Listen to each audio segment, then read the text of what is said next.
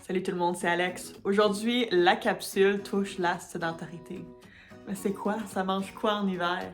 La sédentarité, c'est le concept d'être à l'arrêt pendant une longue période de temps. Puis le problème de la sédentarité, c'est vraiment quelque chose qui touche tout le monde. Que vous travaillez de la maison ou dans un bureau, il y a beaucoup de chances que vous êtes assis pas mal plus longtemps que vous le pensez. En fait, vous allez peut-être être surpris, les statistiques démontrent qu'en tant qu'adulte moyen, on passe à peu près 9,6 heures de manière sédentaire pendant notre journée. Ça compte pas les heures qu'on est au lit. Alors ça, c'est les heures qu'on est dans la voiture, qu'on est au travail, qu'on est devant la télévision, qu'on est sur nos téléphones.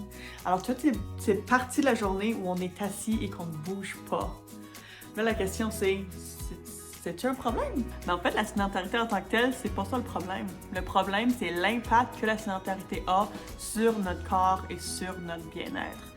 En fait, en coût total aux entreprises, à la société, en soins de santé, c'est 6,8 milliards de dollars. C'est l'impact de la sédentarité sur le corps et donc sur la société, sur les entreprises en général.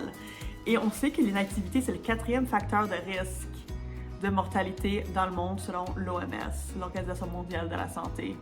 Alors, il y a un problème. Et selon l'OMS, la sédentarité est associée aux maladies chroniques comme les maladies cardiovasculaires, le syndrome métabolique, le diabète de type 2 et le cancer. Alors, d'un point de vue de santé globale, il faut peut-être penser à la sédentarité. Pour nous parler de la sédentarité, puis qu'est-ce que nous on peut faire par rapport à ça, on a parlé à Dr. François Lacroix-Léon, qui est kinésiologue et chiro à All Sport Health ici à Edmonton. Alors, on va passer à François. Moi, je vois dans ma pratique qu'avec mes clients et mes patients que les gens qui sont plus figés avec leurs ordi ou qui sont penchés toute la journée, tout ça, d'habitude, ils ont plus de problèmes dans le cou, dans le dos et tout ça. Comparé à des gens qui travaillent toujours avec leur corps, il faut peser sur des choses ou ils lèvent des poids et tout ça.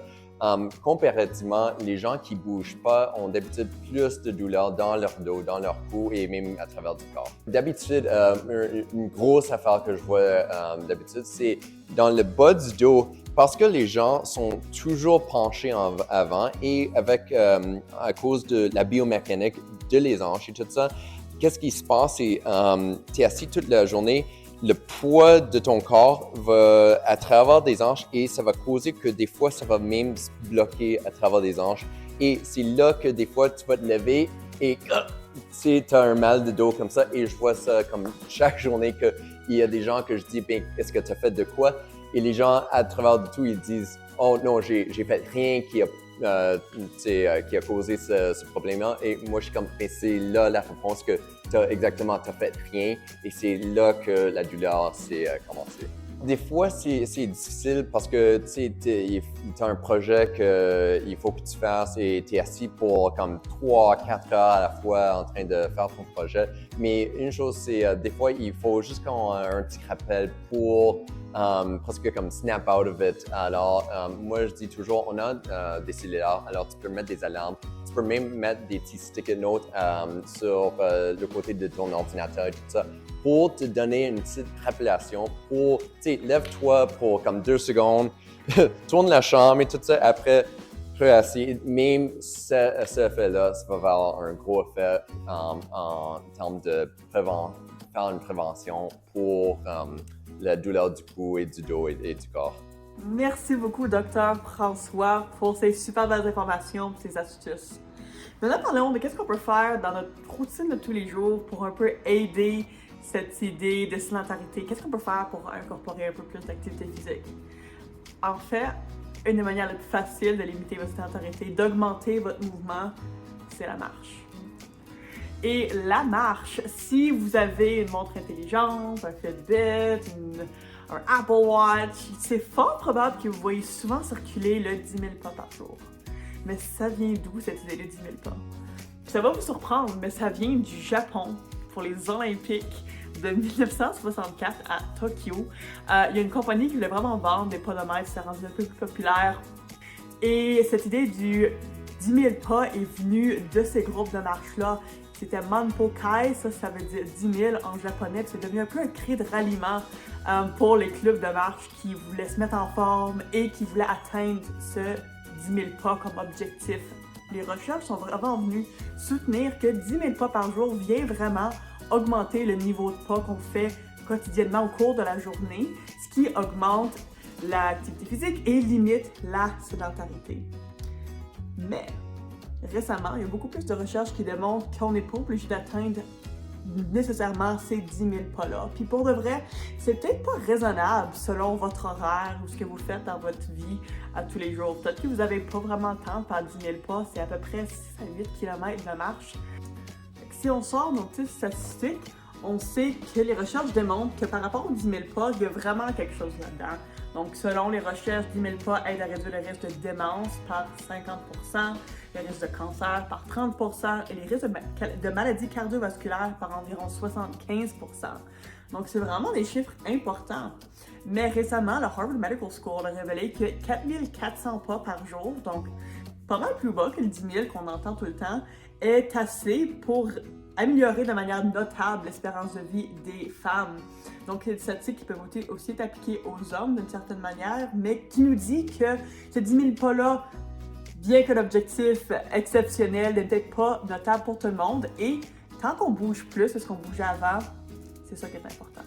Alors maintenant, on va parler de suggestions, on va parler de l'importance de la marche, comment c'est une bonne manière de limiter la sédentarité et d'augmenter le niveau d'activité physique dans notre vie.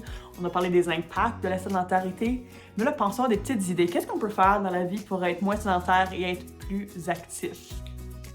1. Des pauses actives. Pendant la journée, entre vos rencontres, au bureau, ailleurs, faites des étirements, allez prendre une marche, faites vos rencontres en marchant. Une excellente manière d'incorporer un peu de mouvement dans votre journée. 2.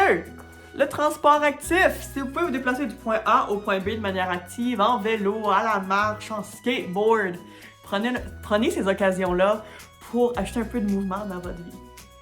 3. Commencez une nouvelle activité. Lancez-vous un défi d'apprendre quelque chose de nouveau et d'actif que vous avez peut-être toujours voulu essayer. Que ce soit l'escalade ou le ski de fond ou le ski alpin ou le patin.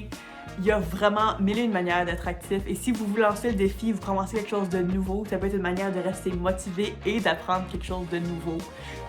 4. Faites un rendez-vous avec quelqu'un, un rendez-vous à ne pas manquer pour aller prendre une marche, faire une activité spécifique. Là, vous avez quelqu'un qui compte sur vous et c'est pas mal plus difficile de peser le snooze quand quelqu'un qui vous attend plus tard. 5.